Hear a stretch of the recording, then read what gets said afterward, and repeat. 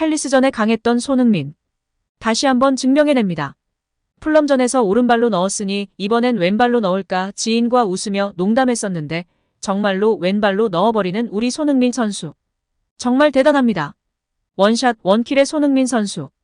토트넘의 중요한 골을 성공시킵니다. 꼭 해결해줘야 하는 순간 손흥민이 결정을 지어줬습니다. 토트넘 공식 트위터 및 팬 커뮤니티 스퍼스웹에서도 난리가 난 반응이었는데요.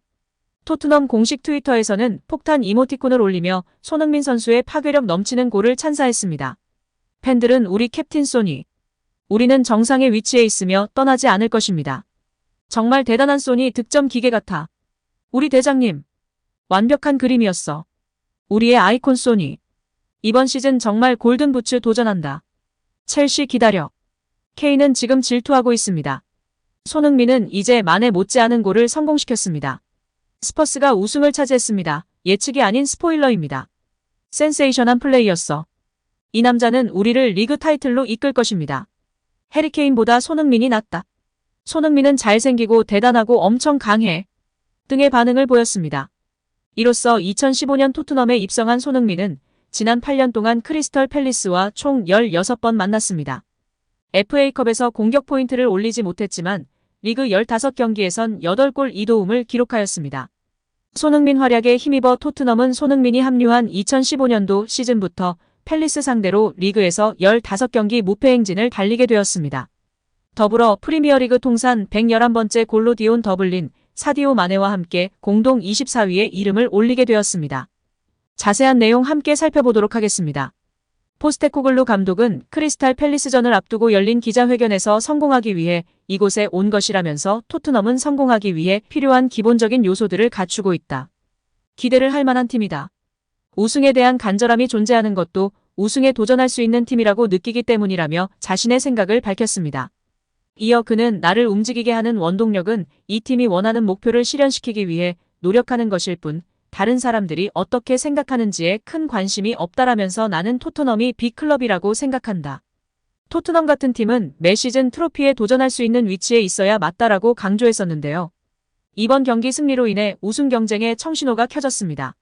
다시금 맨시티 등 선두 그룹과 승점 2점 차이를 벌려놨습니다. 경기 초반 토트넘이 계속해서 팰리스의 문을 두드렸지만 쉽게 열리지 않는 모습으로 다소 답답하기도 했었는데요. 가슴이 철렁했던 장면도 있었습니다. 팰리스가 계속해서 거친 플레이를 보여줬는데요. 경기 초반 휴즈가 판더 펜의 아킬레스건을 밟아버리는 플레이가 나왔지만 경고가 나오지 않았습니다. 에두아르는 1분 뒤에 판더 펜의 무릎을 가격하면서 또 반칙을 범했지만 경고는 계속해서 나오지 않아 정말 어이가 없고 화가 났었는데요. 다행히 판더 펜은 의료진의 치료를 받고 다시 경기에 투입되며 가슴을 쓸어내리는 순간이었습니다. 다시 나오자마자 엄청난 속도로 뛰어난 커버를 보여주면서 좋은 수비를 보여줬습니다. 혹시라도 부상당했다면 여러분들도 잘 아는 끔찍한 일이 발생할 뻔했습니다.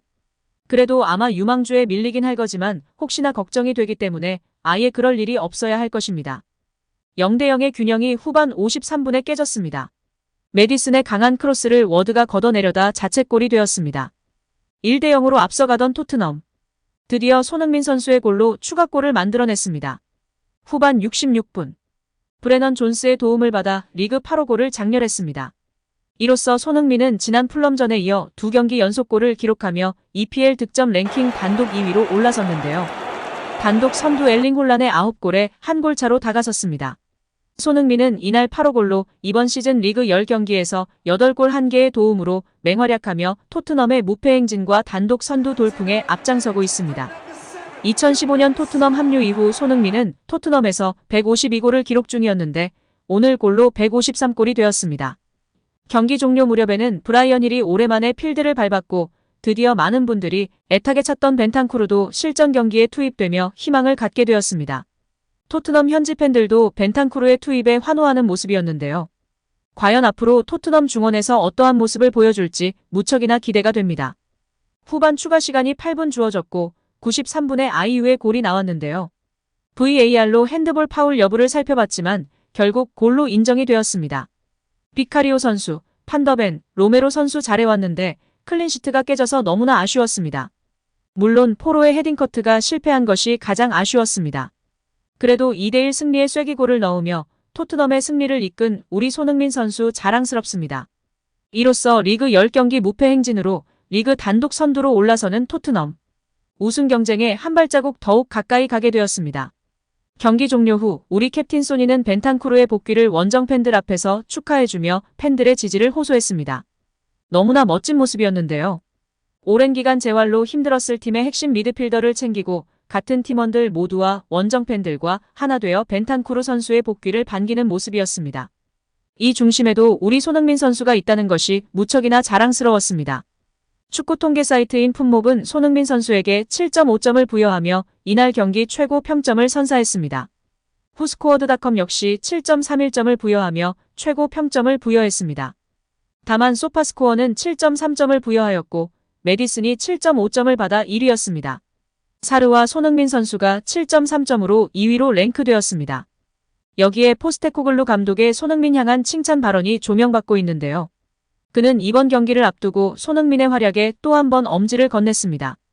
포스테코글루 감독은 비교하고 싶지 않지만 맨체스터 유나이티드에는 호날두가 있었다. 손흥민은 윙어로서 커리어를 시작했지만 항상 손흥민을 보면서 정말로 훌륭한 피니셔라고 생각했다. 손흥민의 움직임은 미쳤고 중앙에서 뛸 정도로 손흥민이 충분히 영리한 선수라고 생각한다라며 손흥민을 맨유 일기 시절 호날두와 비교하며 팬들의 관심을 받았는데요. 호날두는 맨유 일기 시절부터 전 세계적인 선수로 거듭났습니다. 호날두는 맨유로 이적했을 때만 해도 윙어였는데요. 최근 흐름만 해도 윙어가 중앙으로 접고 들어오는 게 당연했지만 당시만 해도 PL에는 정통적인 윙어 스타일의 선수가 넘쳤습니다. 호날두 같은 성향의 윙어가 많지 않았습니다.